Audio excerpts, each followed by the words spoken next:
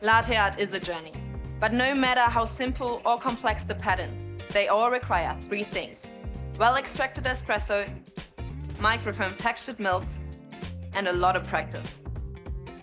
A high-pressure steam wand using a powerful steam pressure at around 130 degrees Celsius is essential for creating silky taste and velvety mouthfeel.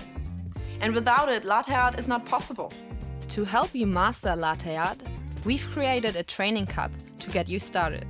The circular lines at the base indicate the espresso volume for a single and double shot.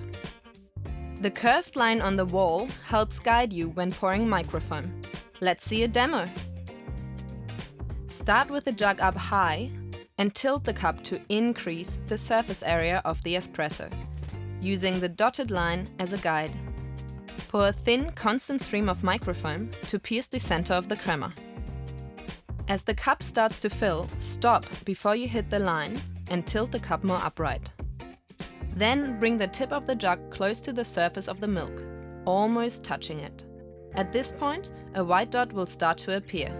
Keep steadily pouring, making the dot larger. So you finished with the dot, but this is the first step in creating the heart, the tulip, and the rosetta. Good luck with the journey. Find out more about our latte art training cups at breville.com.au.